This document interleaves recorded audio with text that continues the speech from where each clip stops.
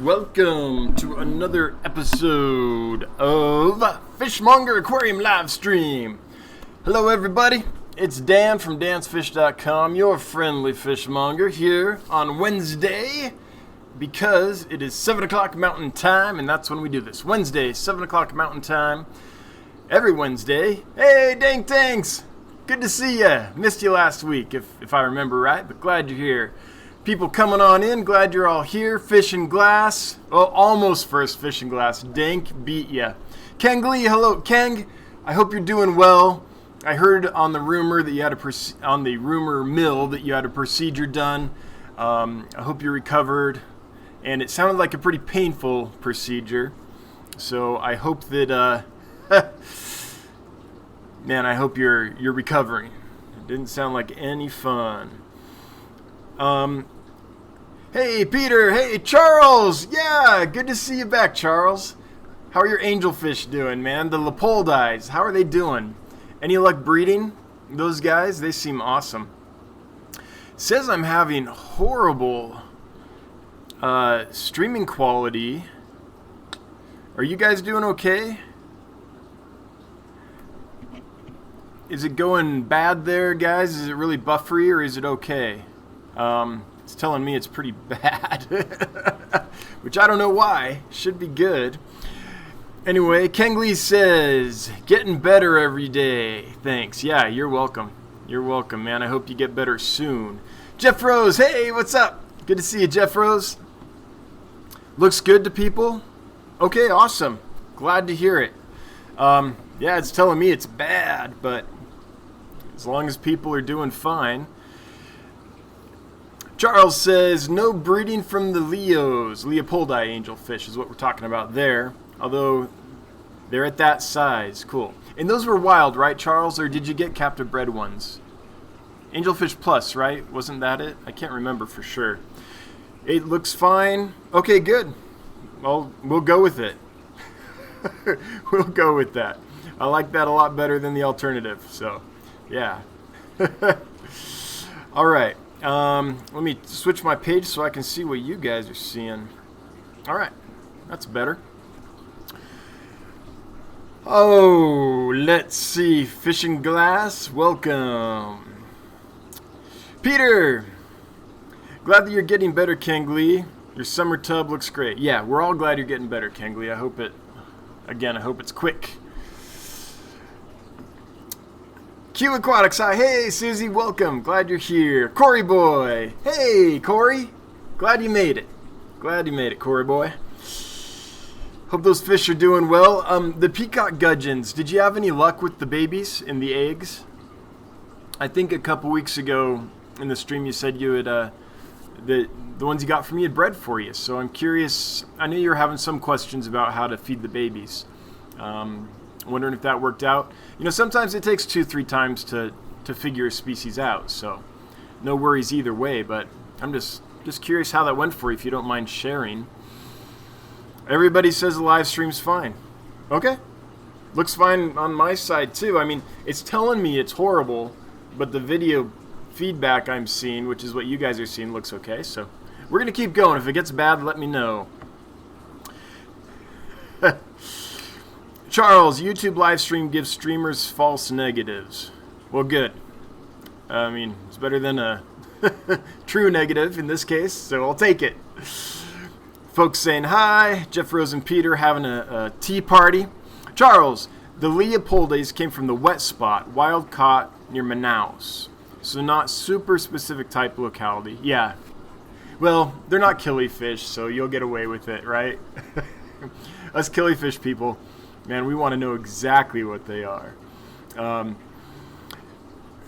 Oh, wow. Chromo Swag. Hey, Dan, looks like my peacock gudgeon spawned today. That's fantastic. Curious what to do next. So let me tell you my ideas. Keep in mind, peacock gudgeons are a species I've bred quite a bit in aquariums, but I've never, when they happen, I never had the time or the space or whatever, so I've never really raised that species, but I've raised other fish like them, and I've seen a lot of other people that raise them. So let me tell you my thoughts. But if anyone in here has experience raising baby peacock gudgeons, please chime in and let us know your experience too.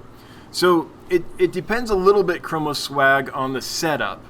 So if they're in a tank kind of by themselves, where other fish aren't messing with them too much, you can just leave them in there for a while. Just know that as soon as they're free swimming, the male will see them as food and start eating them. There's a couple things. You can leave them in there until the eggs hatch and you get wrigglers, and then you can move those to another container to grow them out.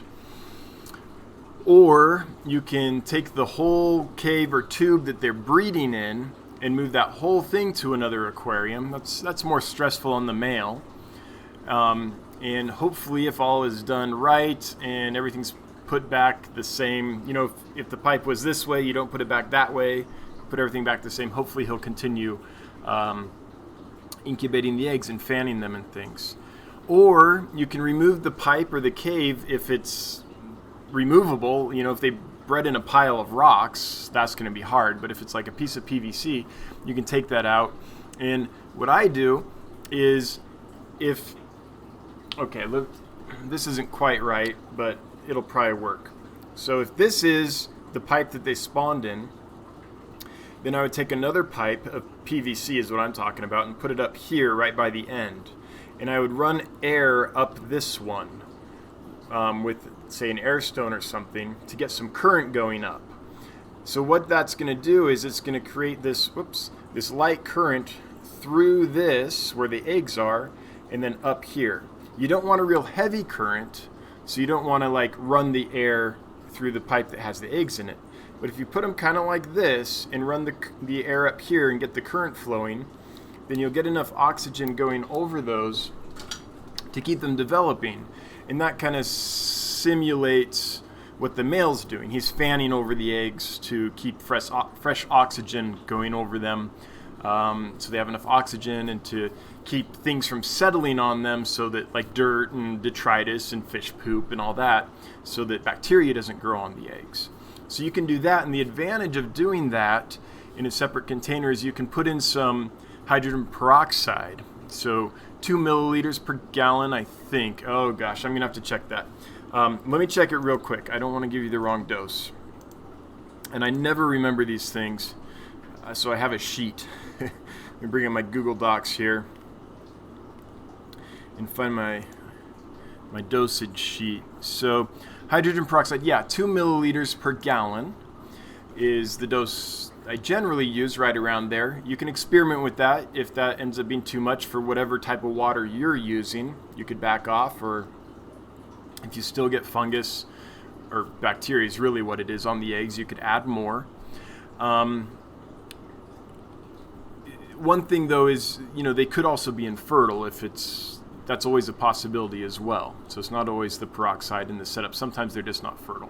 But anyway, I'd put them in there until they're free swimming, and then they're pretty small.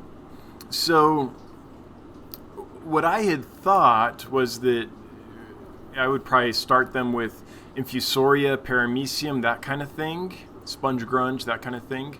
But I did read some breeders that had raised them, and they document using San Francisco brine shrimp and microworms and vinegar eels right off the bat. So some kind of live food. And then the way I treat the egg container and the fry container is I'm changing the egg container. I change like 100% of the water basically once or twice a day. And then once they hatch and I'm feeding, then I'm changing 100% of the water basically 4 or 5 times a day. The reason for that is then I can feed them a lot of food, so it's always in front of them, so they don't starve for the first week or two. And then I'm changing so much water that it's okay that I'm overfeeding so much. The last water change before you go to bed, don't feed again. Otherwise the stuff will just rot in there overnight.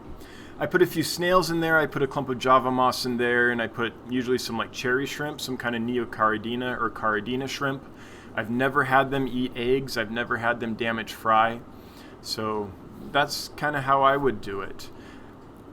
I don't know if peacock gudgeon fry would eat powdered foods, but it might be something worth trying. Like golden pearls powder is really nice.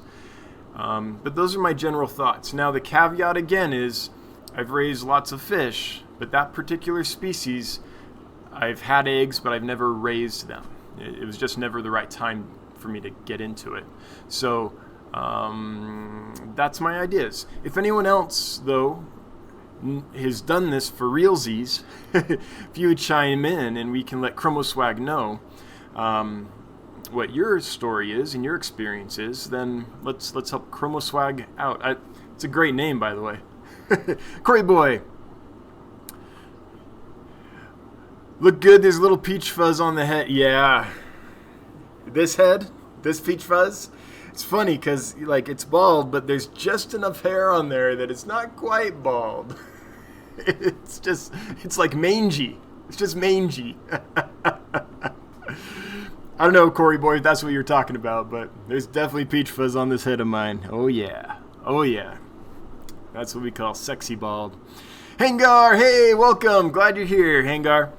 ChromoSwag, just noticed the eggs today. Never had anything spawn before. Hey, congrats.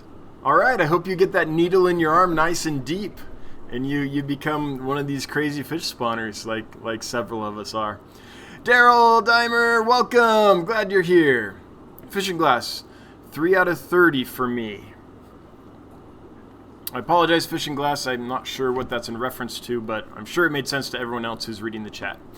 Corey Boy, yes, they're in a 2-gallon and doing fine. So that's fantastic. So, Corey Boy, if you could let us know for ChromoSwag's benefit and everyone else's benefit, kind of how you're going about raising them so far. Because it's been a couple weeks now, right? So you probably got them to the point where they're over the hump of the first week or two, which is probably the most difficult part. I'm imagining that's usually what it is when they're so small. All right, Kang and Daryl are having a tea party. Corey Boy, they're so small, but looking good. Yeah, great. Hey, if they're still alive after being there for a week or two, then that's great. Although, I'm not quite sure what the incubation is on them. So if they just spawned 2 weeks ago, they might only be a few days old yet, right? Yeah. Fishing Glass, have lots of infusoria. Cool. Send some to Chromo Boy. He might need some. In Fishing Glass, how are you growing it? Are you doing like a jar with some dried beans in the bottom? Or are you using another method? Curious how you're doing that. That is something I need to set up. I have the Michael Helwig's live food book. I've had it for a long time, and I'll look at his method again, but I'm just curious what you have. But I do need to start doing that. Keeping that up for the tiny little egg layers. Michael Trevino, yo, yo, yo. Welcome, Michael. Glad you're here. Hope life in Colorado is treating you well. D. Smith 21, welcome. Glad you made it. Oh, you know what? I have something. I got another light. Is this better? Let's see. Okay. So I know that it's pretty dark down here sometimes, so I got another light for the live stream. I forgot to turn it on earlier because I'm not used to that, but let me know if this is better with this on. If it is, I'll keep it on for next time. Yeah, I do definitely need to get different light in here. That's a comment I get all the time. So I'm gonna slam down to the bottom of the chat, answer any questions and comments that are out there, and then I've got something fun to do once we hit the bottom of the chat. What it is I've got several questions. Well, I get lots of questions every week, right? So I kind of went through and hang on to some interesting ones, and I'm going to share them with you, the kinds of questions I get and the kinds of answers I give through the store, through dansfish.com.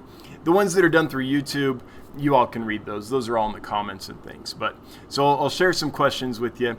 And then the other thing is we're getting to the point. So behind me here, you'll notice this beautiful, there it is, this beautiful thing right here, this wood. This is a stand. So I'm building this aquarium stand here. And I have a 100-gallon aquarium I'm going to put on the, oh man, it's so weird in the camera to point, on this bottom shelf here. And then I have a 125-gallon I'm going to put on the top right here. And there's the 100-gallon right there. I took off the top and bottom frame. I'm stripping off the silicone. Gonna put the re-silicone the top and bottom onto it because they just fell right off. I mean, there was no grip there whatsoever. And so my hope is that behind me, I'm also going to move everything over this way so that this will be right behind me. And so my hope is that the live stream background will improve dramatically. So I'm kind of holding on to the super chats and stuff and putting them towards that project to build that out so that things look a little better in the live stream. So I'm hoping if I do that, get a little better background, and if this light is improving things, let me know. Then I'll get some more lights and stuff. Hoping we can just up the quality of this a little bit. So that's kind of what's going on back there, and I'm excited about that. By the way, to build this, I used the same method that I have in my how to build aquarium rack video, which I totally stole from Ted Judy. So if you want to see where that idea came from, it came from Ted Judy, and he has a great video on notching them. So that's what's going on. That's the current project that's taking a lot of my time when I'm not shipping fish and prepping fish for sale. All right, so let's look down for some comments and questions, and then when things get a little slow, I'll share those other questions with you that I got through the website. Some of them are kind of fun. All right.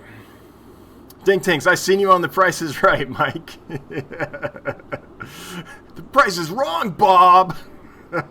Chromo Swag, 10-gallon planted with a dwarf gourami and some nerites.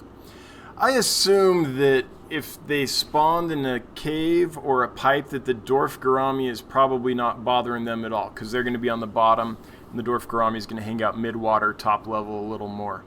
But if that dwarf gourami is bothering him, you might want to consider moving him out. Or, because that's probably a little better than moving the male peacock gudgeon unless you decide to maybe artificially incubate the eggs like we talked about. Uh-oh, Dink and Michael Trevino have seen each other in the chat, so it's about to get weird. King Lee, you're watching The Price is Right, Michael Trevino. I would like to buy a vowel, E. Yep, first vowel. It's the most common one, right? Lumpy Dog's in the house. All right, we got a blue wrench on the scene, so all is good. Welcome. How's life up by the Great Lakes, if I remember right? That's Wheel of Fortune. That's funny. That's true. We're just going to have an amalgamation of all game shows here today, mixed with Whose Line Is It Anyway? It'll be really fun. Charles Fish Tanks, just checked out your site. Looks like you got a sweet sale going on. I do, Charles. It's going to end at the end of this week or next week because I'm almost cleared out. So I've just about freed up enough space that I can get my big order of killifish in from Nigeria. And I actually was on the phone with Fish and Wildlife today, getting things ready for that. So I have an import and export permit, and I've filed some other paperwork that has to be pre-filed before this can all go down. But depending on how quickly their office turns that paperwork around, the moment that paperwork is turned around, then I'm going to place the order. So we're going to be getting some awesome fish in from Nigeria, a bunch of killifish, a few really cool cichlids, some super rare tetras, and ghost knife fish because I think they're, or ghost catfish, sorry, because I think they're awesome. So yeah, I've almost cleared out enough though. If anybody wants like 100 clown barbs, I could sure use that tank, but for the killifish and stuff. But I can make it work even if they don't sell. Great prices on rainbow fish, though, and they're all doing great. They're hardy, they're breeding, they're happy, they're awesome. So if you're looking for some rainbow fish, I have some amazing rainbow fish for an amazing price. But yep, dig into the sale if you want.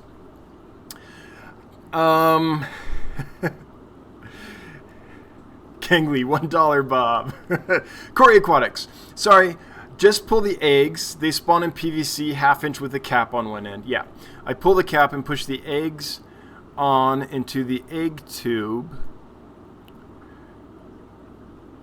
When they hatch, I move them to a 2-gallon with plants.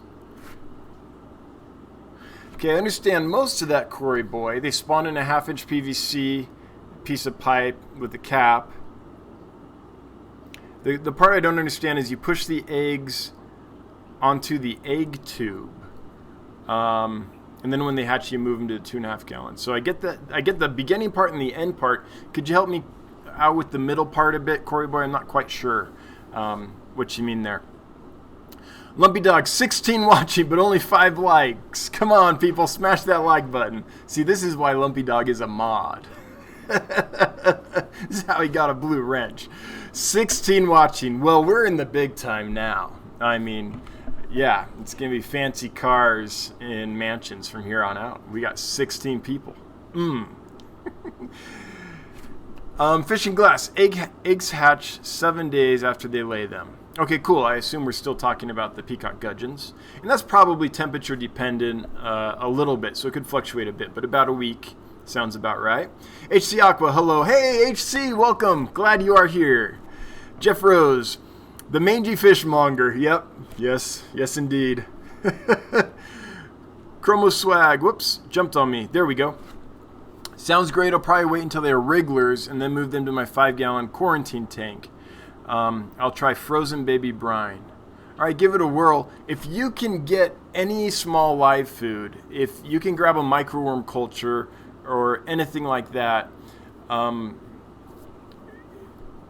mean, if you can't, you can't. Try the frozen baby brine. But if you can, it's going to help a lot. It's just going to help a ton. Cory Boy agrees that sexy is bald. So Cory Boy, are you also hair challenged, I'm assuming? Alopecic on the top? Fishing glass. 3 out of 30 fry survive the gudgeons. Okay. Well, hey, it's a start. It's a start. You know, these are all puzzles, right? It's like, how does this fish spawn, and what's the key to raising them right? And then maybe it takes a few times and you figure it out, and then you know, and you can pass that knowledge on and move on to another species, you know, learn more. So, yeah. G-Bear, how long does normal shipping usually take? So, usually I send packages out on Monday. About half the packages will arrive on Wednesday, and the other half will arrive on Thursday, in general. Every now and then there's a problem, very rarely. I think I've only had like 3 packages delayed so far this year, and we're a little over halfway through the year. But if there's a problem, sometimes it can take, you know, till Friday or Saturday, but that's very rare. So usually Wednesday or Thursday they'll arrive. Let's see here. Jay Bear's message was retracted? I thought I just read it. Oh well. ACH Aquatics. I just found eggs on a mop in my Neon Dwarf rainbow tank. Cool. Never bred any rainbows before. Any tips? Yes. Okay. So I have a video that shows you exactly how I raise baby rainbows and other fish in general. And so check out that video. Gosh, I forget what it's called. Which video is that in? If anyone knows, could you tell me? Otherwise, I'll look it up if no one chimes in. But so here's what I would do. I would either pick the eggs and put them in a small, clean, super clean plastic container with a lid, and put a few drops of hydrogen peroxide in there. Change that water a couple times a day. Every time you change the water, put in a few drops of hydrogen peroxide. Let me show you the container I use. So 2 seconds. Okay, 5 seconds, whatever. So this is the container I tend to use for them. Where's the camera? There it is. Just this little guy. It's not big. Here's the lid. It's about 500 milliliters, or 2 cups. So this is 2 cups. So I'll put the rainbow fish eggs in there. Change the water a few times a day, and then I'll put like 3 to 5 drops of hydrogen peroxide in there each time I change the water. Once they hatch, I'll move them to a little shoe box. Where's the camera? There it is. You know, little plastic storage bin, and I'll put maybe an inch or 2 of water in it is all, because the tiny little fry in the wild, they're going to go up to the edge of the stream or the lake or whatever and live right up next to the shore in really shallow water. So you want to duplicate that. They can, rainbows not so much, but there are fish species that if the water's too deep, they're not going to do well. It'll compress them too much or something. Messes with their swim bladder. So put them in there, clump of Java moss, some snails. If you have cherry shrimp or a caridina or neocaridina type shrimp, put them in there. Then get golden pearls. Go to Ken's Fish. You can get golden pearls there, or Brine Shrimp Direct has them. I'm sure there's other places too. And I'm not endorsing either of those websites. That's just where I think I've seen them. I got mine from Ken's Fish. And get the 5 to 50 micron size golden pearls. It's this really fine dust, basically food. So what I do is I sprinkle that over the top of the aquarium, and that works really well for the rainbows because they tend to stay at the surface and they'll pick on that. And I supplement that with microworms, baby brine shrimp, and vinegar eels. So in the morning I would feed, say, vinegar eels and a little bit of the golden pearls powder. I would do that again, 4 to 6 times a day if you can. If you're, got to be at work from morning till evening, then I would do it before you left for work, do it again when you got home for work, and then do it again before bedtime. So those first few days, as much as you can keep food in there in front of them, the better. Because they're so tiny that they can't store a lot of food, and they're growing so fast that they need a lot of food, so you kind of have to just keep it in front of them. Before you feed each time, change 100% of that water. Just dump it out and fill it with fresh, clean water that's aged and conditioned. So you might want to get like a 5-gallon bucket, put an air stone in it, and get some water and put it in there. Let it bubble for 24 hours, and then it's good to use. And you've probably got 2-3 days of water changes in a 5-gallon bucket. So if you get 2 5-gallon buckets, you could just always have conditioned water ready to go. If you need to dechlorinate or take out chloramines, do that as well. But the key is to age it, to let it bubble in there and circulate and gas off and get to the right temperature. So you're not putting water into the tank that's unstable and the parameters are just going to shift on the baby fish. So you want all that to happen in the bucket before you put it in with the baby fish. Okay?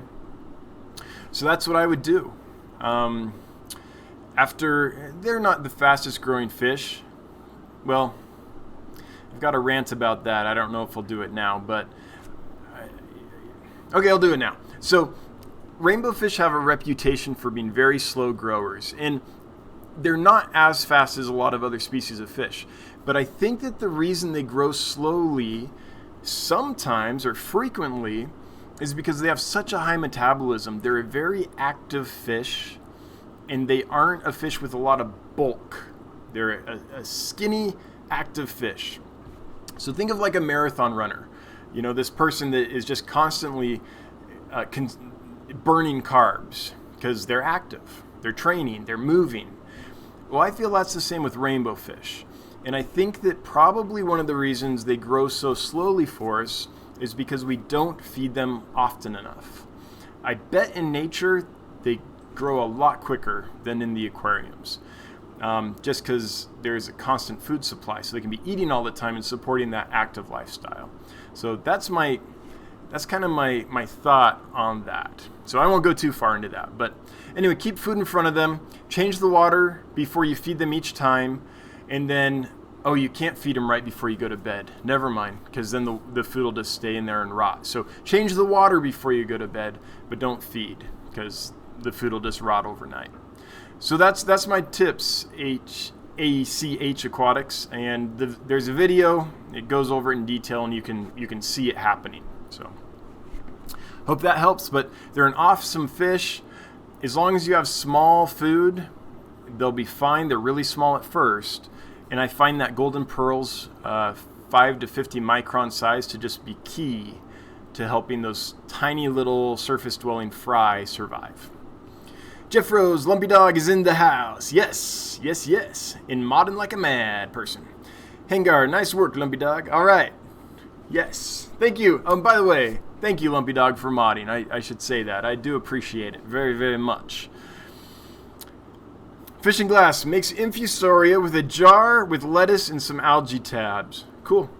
You know the way I usually make infusoria is I buy my wife flowers, and they sit in the vase, and like 2 weeks later, there's just tons of infusoria in the vase. The flowers are all dead by then, but the infusoria is going. Jeff Rose, married man is here, snuck in the back door. All right. Yes. No baseball tonight, huh, Jeff Rose? You glad you could make it? Dank, I can't even tell a difference with the light. Oh man, maybe I didn't get a strong enough light. Is that better? Maybe it's not focused on me. Hang on. I mean, it's shining in my face, so I think it probably is. Hang on. Let's see. Oh, that's hot. It's hot. All right. So, can't even tell a difference. Well, geez, now I'm blind. I can't read the chat. Just give me a sec. I must have looked straight into the light. Okay, so the light doesn't make a difference, I guess. Anyone else? G-Bear, just got an update on order, and it looks like tomorrow now. Oh, man. Man, oh, man. Well, that's they're packed to take that, so that should work. You always want them, though, to get there Wednesday, just because the less time they're in the bag, the better. I mean, let's be real. But it's, G-Bear, just so you know, it's Monday or Thursday, about half arrive. I'm sorry, Wednesday or Thursday, about half each day, and they're usually quite successful. So I packed them for the long haul. Hope they do well. Let me know as soon as they arrive, please. Chromo Swag. Hey, I got some Hikari first bites. Cool. Infusoria is basically just green water then. No, green water is algae based. Infusoria is a tiny little animal. So now, if you have green water, that's a great start for most fry, because you have the little algae in there, but there's always going to be a ton of little organisms eating the algae and stuff. So green water is fine for a lot of small baby fish. Infusoria, though, it's more like a white, looks like it's like a white cloud of dust that you'll see in a jar when you culture that. I need a drink.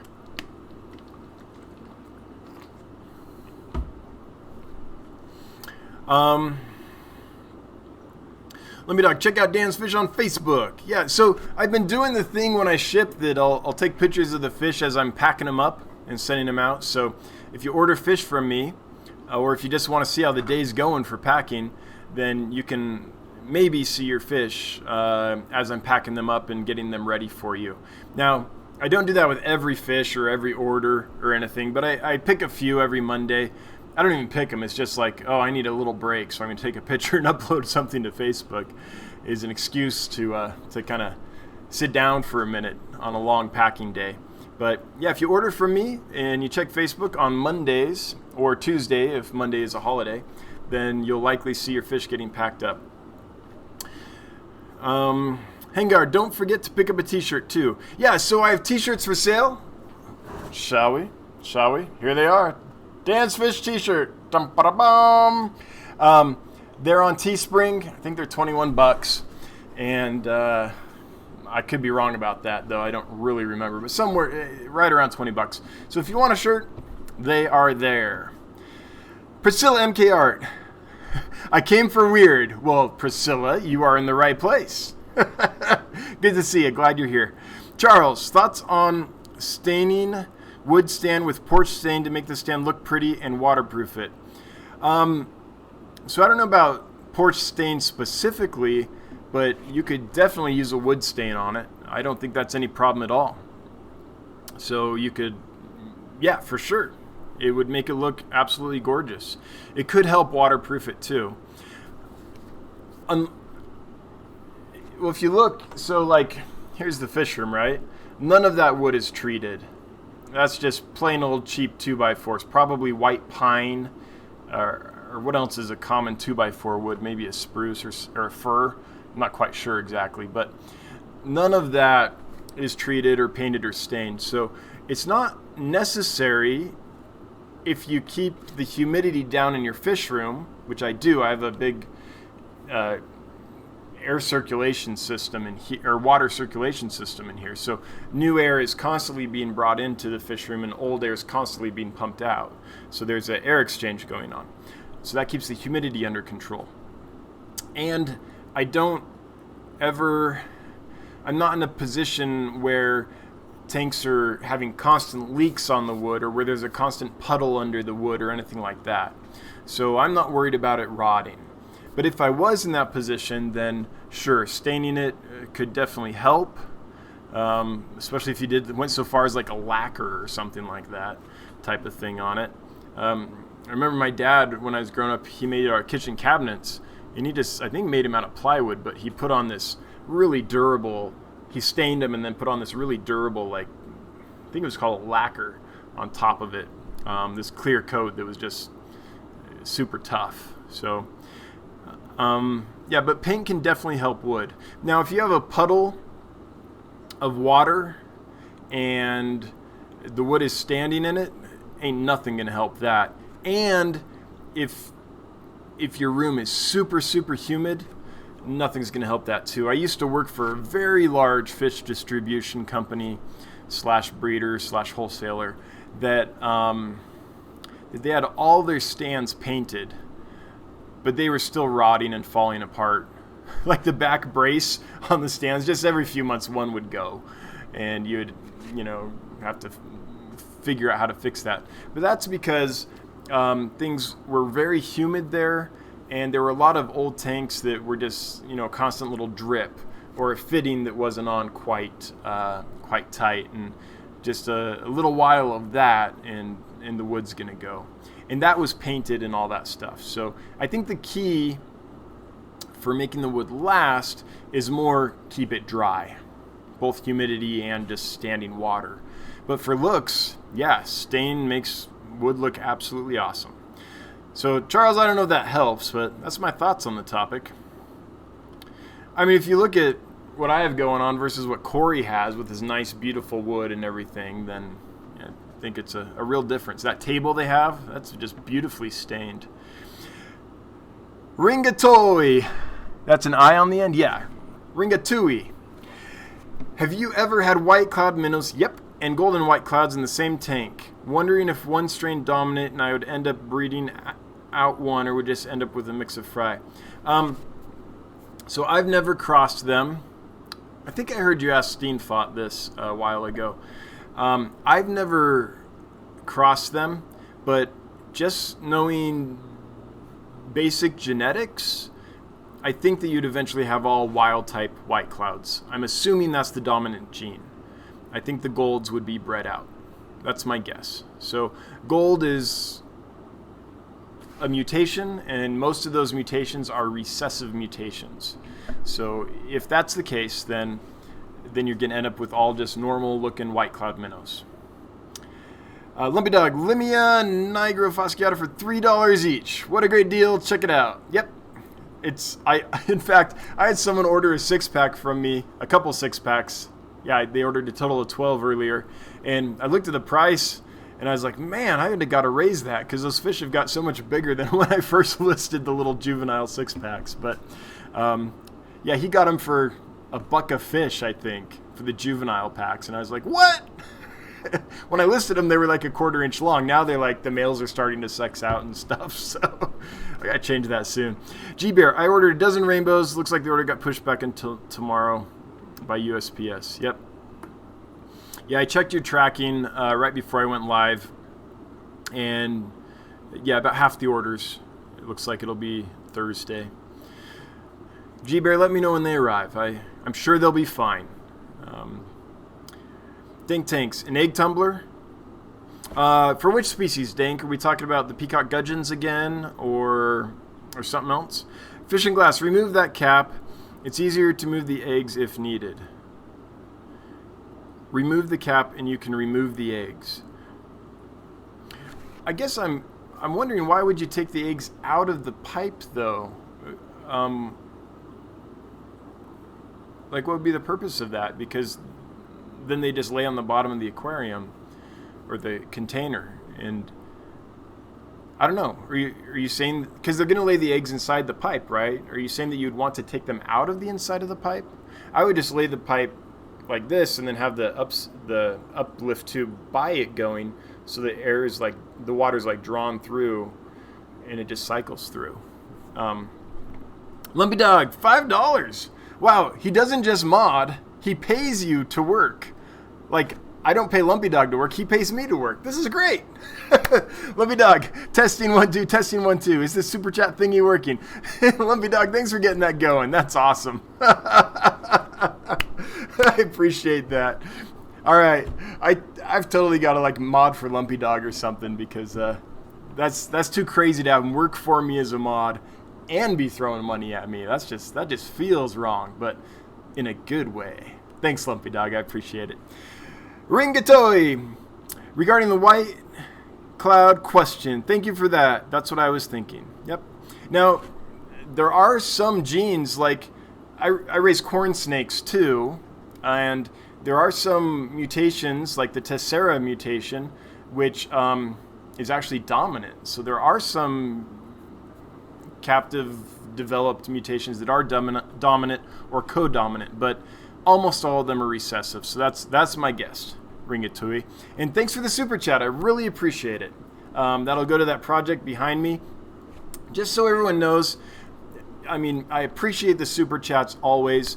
It's never something that's required. You can always ask a question any way you want, but it's always appreciated. So thank you.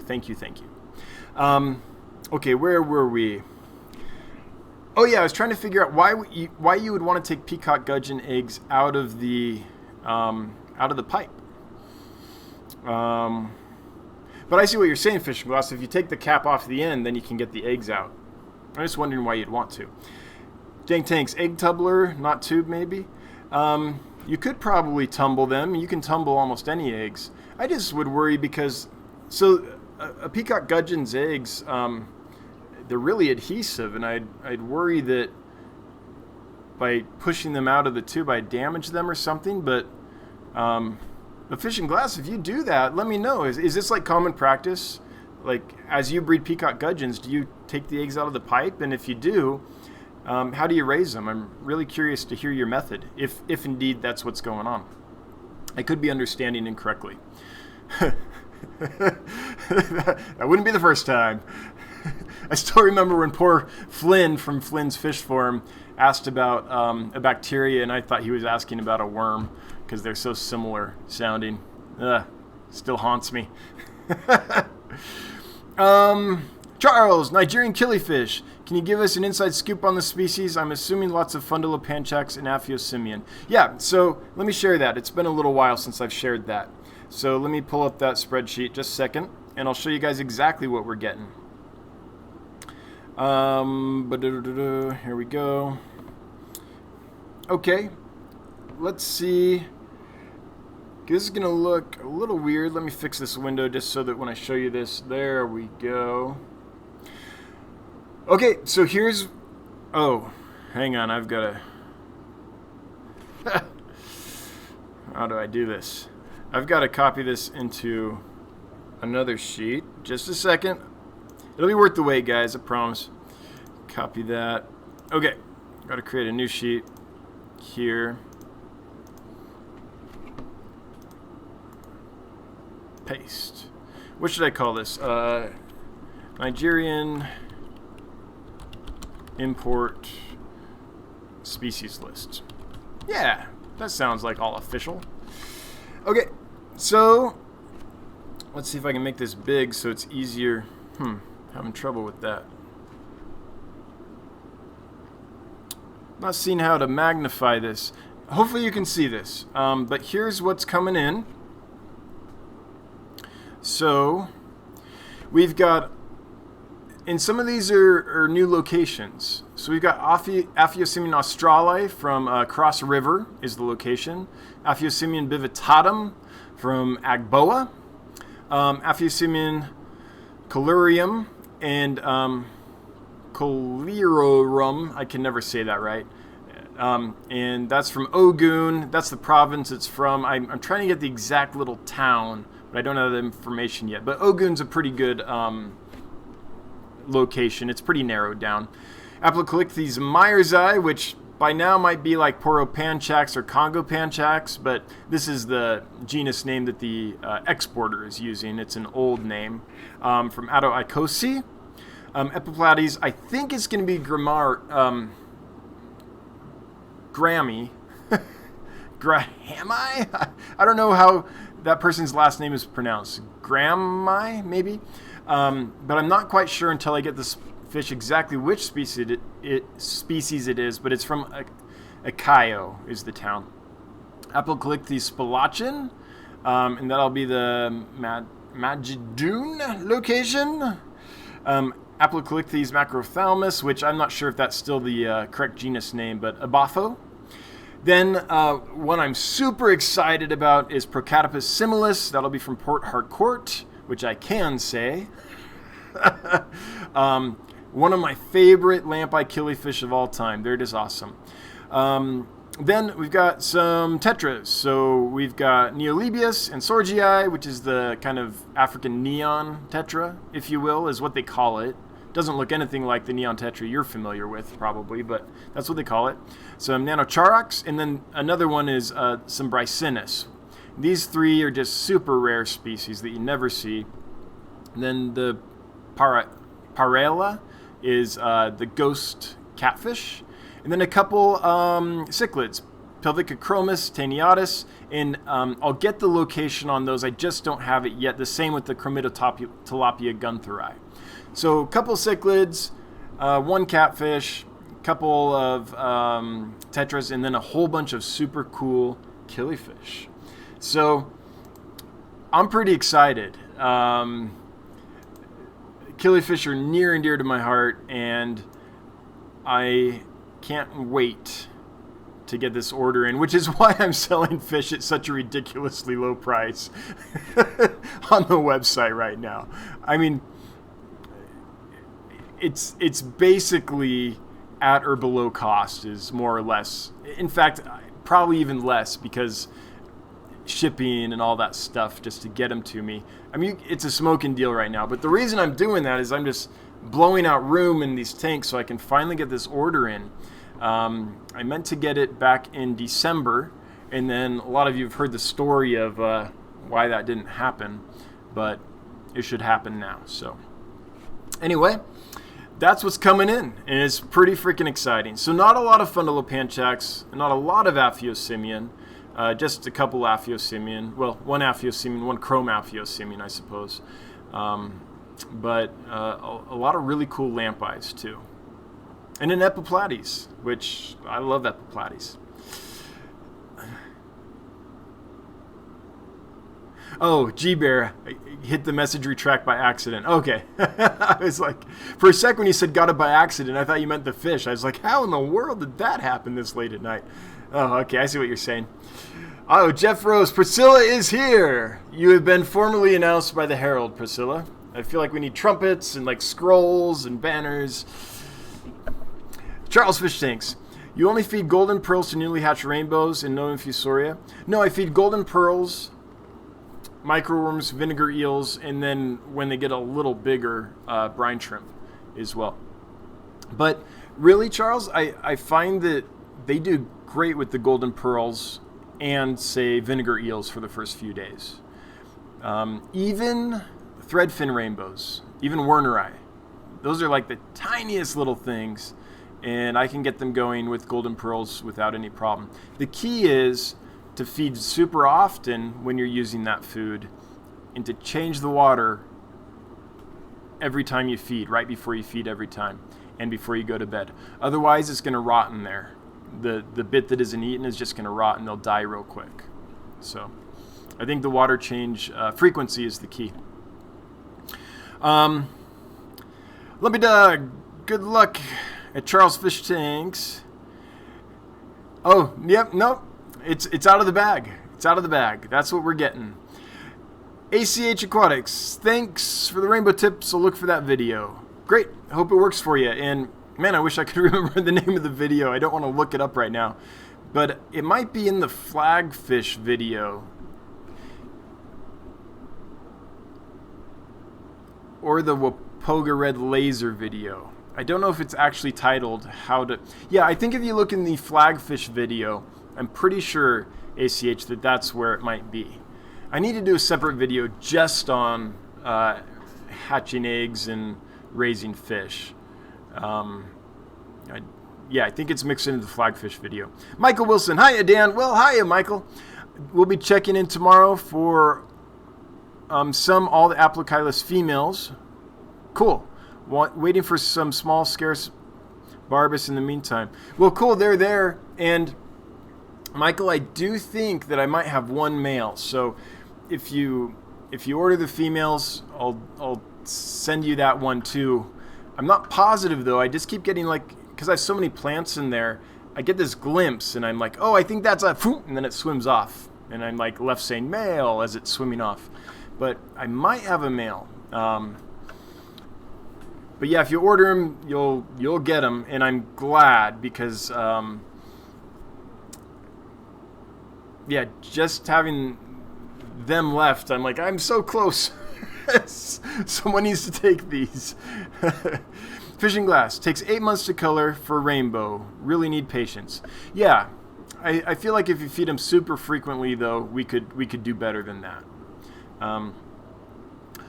Like my Wapoga Red Laser juvies, some of them are starting to color out. Now, they don't have tons of color yet. They're only an inch or slightly above the biggest ones at this point, but they're starting to get a little color. Of course, that's a smaller species at 3 inches full grown. So, Charles is saying hi to Rich. Hey, Dan, can't stay. Rainbows are doing great. Thanks. All right. Glad to hear it. Thanks for being here, and we'll see you next time. Or Charlie. Not Charles, Charlie. Sorry. Charles was right above you. Glad the rainbows are doing well. Glad it's all going well. Lumpy Dog. Viola. Yes! Yes! I got it! Viola. Yes! Better lighting, lol. Whew! So last live stream, for those that weren't here, we spent a good deal of time trying to figure out how to say Viola's name. And so I was all week, I was like, okay, I'm going to say it right. How was that again? Oh, yeah, violin, viola, violin, viola. Watch, now she's going to chime in that I actually had it wrong, but I think I got it right. Spent all week working on that. I hope it worked.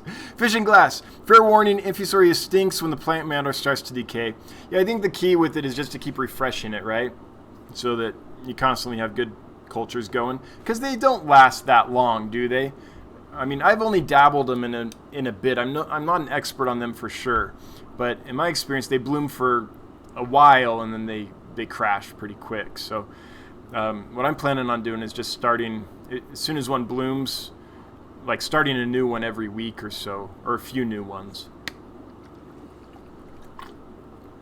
But am I wrong about that? Fishing glass, can you keep them going for a while? Valley Fish, hello. Well, welcome to the mountain, Valley Fish. I say that because I live right at the Bighorn Mountains here.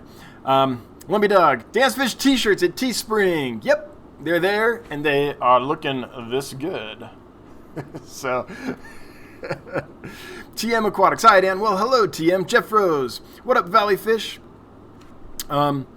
Speaking of Jeff Rose, are you going live in like 5 minutes? Do I need to wrap up here? I don't want to overlap with you. Are you okay if we just go till we kind of run out of chat and answer the questions that I prepared, and then go over to your stream? I don't want to step on your toes, so let me know.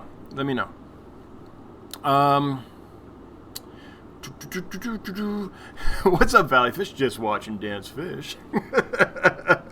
Linda Abbott, Pistols 8P here, watching the stream and nearly burned the burgers. Visit Dan's Fish to get your fix. Hey, Melinda, glad you're here. So for those that want to see who Melinda is, woo, Bob Kaler. Melinda, I'm sorry, I'm going to put you on hold for a moment. Bob Kaler, thank you so much. Bob Kaler with the $20 super chat. It appears to be working. Who has laser corridoras? All right. I wish I could help you out, Bob. I don't. Are you looking for oranges or greens or reds, or what kind of lasers are you looking for? But Bob, thank you so much for the super chat. I appreciate it. I guess the fish must be doing well. Or you probably would have asked me for $20. So it's a good sign. Good sign. Anyway, again, never necessary, but always greatly appreciated. Thanks, Bob. Thank you so much. So, for those that want to see who Melinda is, she's Pistol Abbott's boss / wife, and we did a video on Pistol's aquaponics setup, and it's a cool setup. He uses a very compact space very efficiently, and he's figured out how to heat the greenhouse and things, even in a Wyoming winter, with mostly sunlight, a little solar system he kind of built. And so if you're into aquaponics and greenhouses and heating them in winters and all that, check it out. I think it's called Pistol's Tilapia Aquaponics Tour or something like that. But Melinda's in there, so you can see who she is. Anyway, yeah, my chicken's in the oven. I turned it off right before I came down here because it wasn't done yet. It'll probably be dry when I get there, but whatever. Michael Trevino, are you close to the fires out there in Wyoming? No. In fact, this is the first I've heard of it, so I should check and see what's going on. But I haven't smelled any smoke or anything, so they aren't that close. Melinda, I guess we got fires going on, so yeah, I guess we'll check that out. I just got back from Cheyenne buying fireworks. Yeah. Yep. We never learn. We still sell them. Melinda, nice. No fires here. Can't even smell any. Yeah. Fishing glass. The male will not move if you have the cap on. Oh, okay. Got it. So to get the... Oh, I see what you're saying. So you're not saying take the eggs out of the tank or out of the pipe when you're breeding the peacock gudgeons. You're saying if you take off the cap, you can get the male out easier. That makes total sense. Okay. I finally get it, Fishing Glass. I'm a little thick up here, but that makes sense. Yeah. So to get the male out without having a big suction thing going on when you take it up because it's capped, you uncap it, you can get him out, and then you can move it. Good tip. Now that I finally understand it. At least I think I do. Let me scroll down. I'll get back up, but I want to see what Jeff Rose says because I don't want to step on him too much, and we've got a minute or so till he was going to start. Hey, Steenfont, I've got some fish for you that I know you want. So I'm going to send you an email and see if you can possibly take them. I know you're changing your fish room around and stuff and might not have, the time or whatever. I know what that's like you're in the middle of the projects, but I'm going to send you an email here, see if you want them. So basically free fish in exchange for an unboxing, Steenfont, is what I'm thinking of. Jeff Rose says, let's see here. Duzzy says, I don't see him saying anything about stepping on his toes. So I'm going to keep going. We're pretty close down here. Heather, Scarlet Aquatics. Hey, Dan and everyone. Can't stay, but stopping by to drop a like. Well, thank you, Heather. I appreciate that very much. Thanks for coming by. Lumpy Dog's thinking the super chatters. Thank you. And thanks for thinking them, Lumpy Dog. Little tea party between Jeff Rose and Heather's Scarlet Aquatics. Charles Fish Tanks. Nice selection. Interested to see what those uncommon collection point fish are gonna look like. Yeah, me too. I think that the Bivitatum will look like a Lagos Red, will pretty much look like a Lagos Red. It's just a more refined location within Lagos. So that's my guess, but I'm not quite sure. And the Australi, I mean, there'll be a wild type chocolate Australi, but I'm not sure, if they'll be heavily spotted or scarcely spotted or what they're going to be like. So I'm looking forward to seeing them too. Lumpy Dog. The word killifish is of uncertain origin, but likely to have come from the Dutch kill for kill, a small stream per Wikipedia. Yeah, so my fish godfather, Jim Forche, explained it to me that it was a ditch fish, that basically the Dutch used the word kill for, small creek or small pond or small temporary body of water, that kind of thing. And a ditch that just has water in it sometimes because, on the annual species, there could be water in there for only 3-4 months. And then it dries up and then rains again 6 months later. So he always kind of translated it as ditch fish. But yeah, that's the truth. And man, how much confusion is created because everyone thinks, since it's called a killifish, that it must be vicious, right? That it's a killer. It'll kill things. But nope, it's just the Dutch word for small stream or ditch or little pool of water, basically. So yeah. Cool, Lumpy Dog. Keep it coming. I like your mod style. And let me know, Lumpy, if you're like, man, sometimes I'm getting sick of this mod thing and I just want to chill with the live stream. Let me know and I can mod someone else so you guys can tag team or something. The other Bob. Getting sick of no notification. Man, me too. Putting it on my cell as a recurring reminder. Hi, all. Well, hi, Bob. Glad you're here. And yeah, I mean, I wish I had more control over making sure that the notifications happen, but it's not something I have complete control over. Mr. Sunmaid or Mrs. Unmade, we'll never know. Mr. or Mrs. Unmade or Sunmaid. I am feeding my pea puffers frozen bloodworms and they love them. What other non-live food do they like? Oh, anything that's meaty. They'll probably take frozen brine shrimp, but they would love mysis shrimp, frozen mysis shrimp. That'd be a nice thing to rotate into their diet. Almost any meaty food, though, you could make work. There's a lot of frozen meaty foods out there. You can even get little silver sides and chop them up, and they'd probably like that too. Steenvat. Viola. Yes. Again, I think I got it right. I'm gonna fist pump that one because I'm pretty sure I got it right.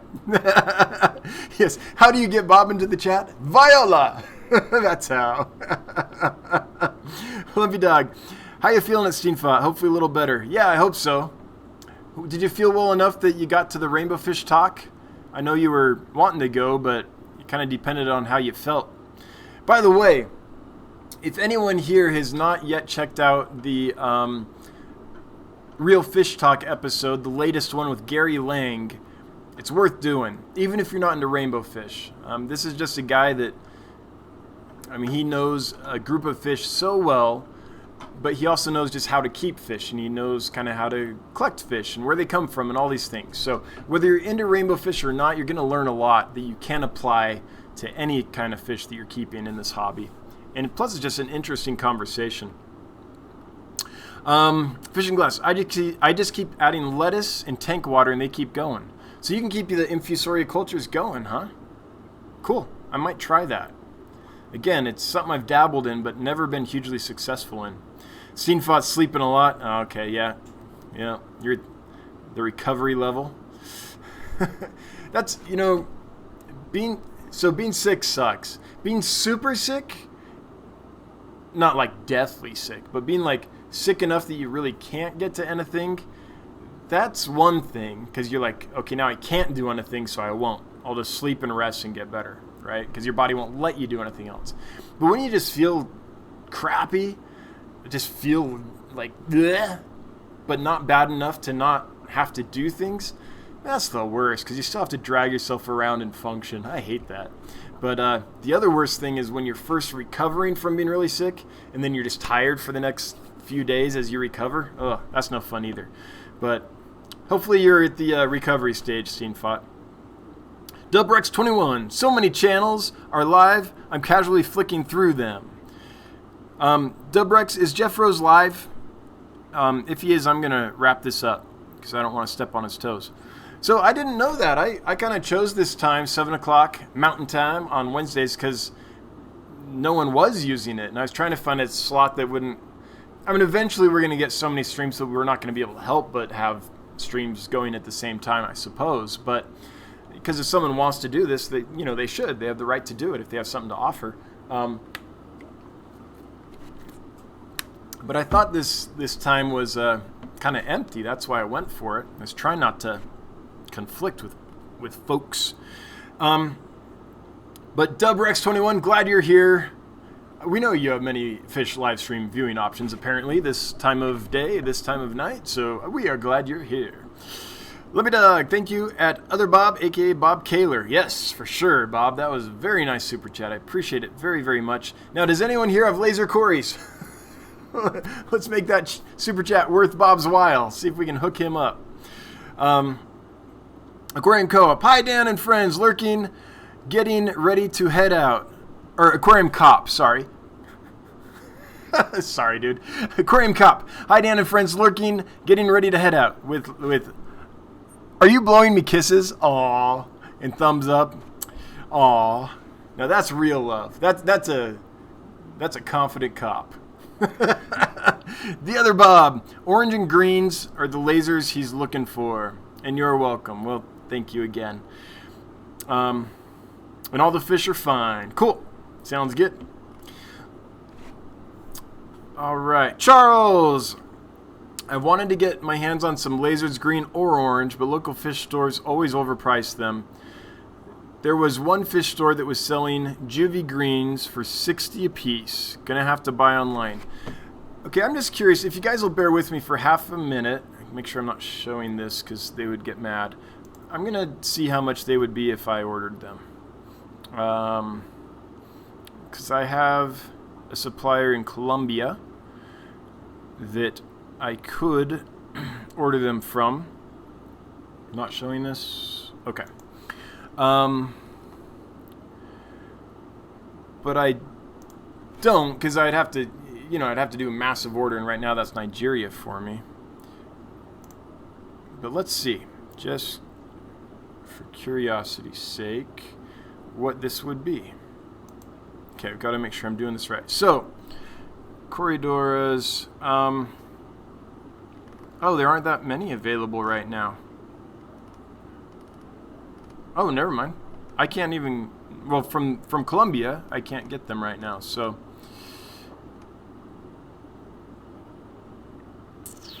Alright, I guess I can answer that question. I'm just curious what the pricing would be. Alright, let's get back to the actual stream here. But, yeah, Charles, there are some fish that are pricey, and... it's supply and demand. Just rules everything. I guess if they're charging $60 a piece, they must be able to get it. So, Aquarium Cop, Lumpy in the house. Yes, yes, yes. Aquarium Cop, still one of the best handles ever. Jeff Rose has gone live. Okay, I'm going to wrap it up then. So what I'm going to do, folks, since Jeff Rose is live, is I'm not going to go over those questions that I collected to share with you guys. Maybe we'll do that next week or another time. Sometime when there's a lull.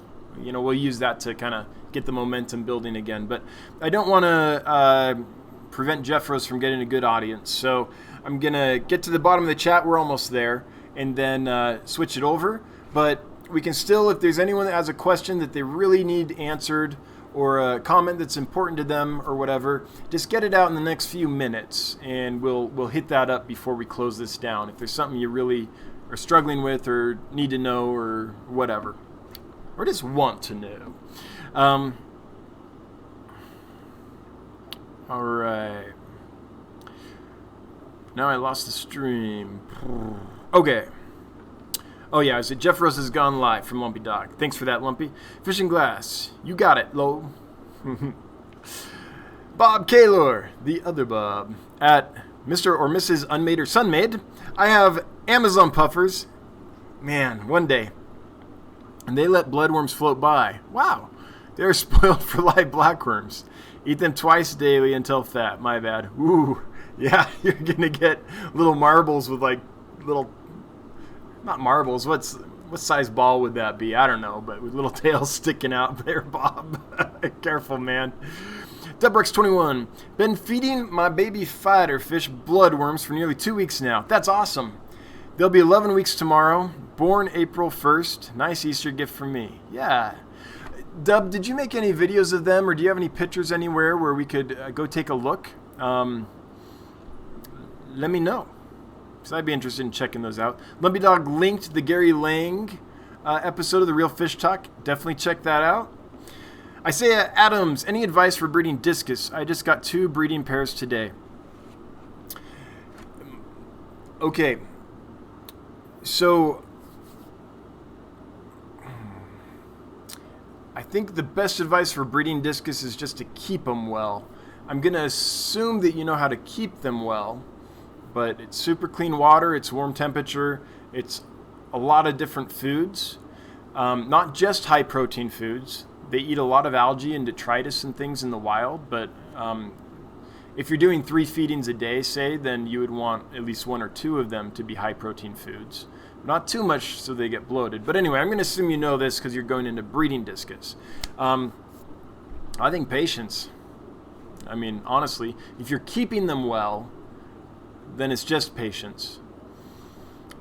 The only other real kind of tricky trick might be if you can put 2 tanks of discus side by side so they see each other through the glass, and then put the breeding cones on opposite sides of the tank from where they see each other. Then just having that that other pair, that other, even if it's just one, that other fish over there that they can see will create a pair bond, because they'll start defending that cone against those other discus, and that'll create a pair bond that can help with the breeding and the kind of make the pair work, if you will, be more dedicated to breeding and raising the fry. But I think patience is the best advice I have. Now, I should say, I've never raised discus from like eggs. I've seen it done a lot. I've had discus breed and things, but I've never raised discus. And I've never tried either. So it's not something that I'm an expert on. Simply Discus is a great discus forum, and there are people there that that's all they do. Like if they're not at work, they're eating, sleeping, drinking, working with discus, and they'll know just so much more than I would. But patience is what I'm going with. Sorry, it's probably not exactly the help you wanted, but Fishing Glass, Night Dan, Night Fishing Glass, thanks for hanging out. Q Aquatics, you are very nice. Well, Susie, so are you. Thank you. If you're talking to me, I assume you are. Fishing Glass. Oh, I need Funnel Panchax Gardner Eye females. Oh, you can find those. Gardner Eye are like the most common killifish out there. So if you can't find any locally in the stores, try a fish club if you have a local fish club or two. If you don't, Aquabid will hook you up with Gardner Eye. That being said, they're going to need to know probably what location you have. But if you don't know that, that's fine. Just call them aquarium strain and you'll be good.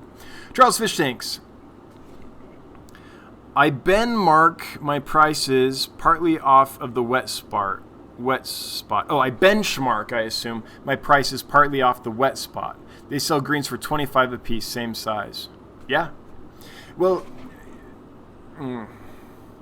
so there is a difference in this industry. Oh, do I have time to get into this? I'm just going to do this super quick, Charles, and then if you want to know more, ask me about it next live stream, because again, I'm trying to shut down a little bit so we get off, so we can move to Jeff Rose. But not every pet store has the ability to import their own fish or transship their own fish, because there's a high quantity that is required for that to happen. So if a pet store has to buy from a wholesaler instead of being able to import them or transship them, then they're going to pay a lot more for them, and that price is going to be reflected in what they sell them for. So they might not be trying to gouge you. They might actually be getting them, their price might be pretty high. A lot of the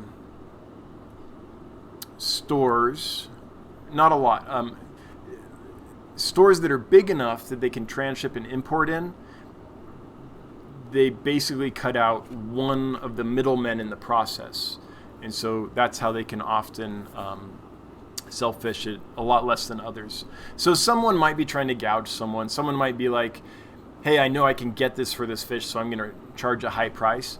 But it could be that their source is a wholesaler instead of a transshipper or importer. And we kind of merge those words together, but in the industry, it's very different. An importer buying directly from an exporter, being an importer, transshipping, or having to buy from a true wholesaler. So just be aware they might legitimately have to charge that. It just depends on their supplier and their business model. Dubrex21, yes, my channel is where I share all my experiences. Okay, I'm going to check it out, Dub. I might have looked back in the day when you first had bred them, but I can't remember. It's been a while, and I've looked at a lot of stuff since then, so I'm going to check your bettas out. Isaiah Adams, okay, thanks for the tip about keeping the tanks next to each other. You're welcome, and Isaiah, I wish I had more help. I'm not a super expert on breeding discus. Christian Parnell, hey, welcome. Have you ever tried to breed red belly piranha? Nope, I've never even kept them. Until a few years ago, I lived in California, and piranhas were illegal. So I have no experience with piranha. There's a few videos out there though. I know you can spawn them in floating plants and floating mops, and they basically spawn like a big barb or tetra egg scatterer. But that's like all I got. Yeah. Fishing glass F2. Second generation, I guess. Lumpy Dog, great stream. Thanks, Dan. See you next week. Thank you, Lumpy Dog, for modding. I appreciate you so much. Thank you to everyone who super chatted. It's always such a treat when money pops up. Like, it's just magical. So thank you. And then everyone that participated, if you asked a question or gave comments or helped someone else that had a question that I couldn't answer, thank you so much for helping out. And all you lurkers, I lurk all the time too, so I get it. All right, so I'm going to head over to Jeff Rose. Hope you can too. And in the meantime, just keep in mind that there is a sale at dancefish.com with like super ridiculously low prices. There's a t-shirt at Teespring if you're into that. And yeah, 7 o'clock p.m. Mountain Time. For all of you that don't know where that is, that's like Colorado and Utah and Wyoming, Montana. And Wednesday, 7 p.m. Mountain Time. So we'll see y'all next week. Thank you so much. And we're going to stop this now. So bye-bye.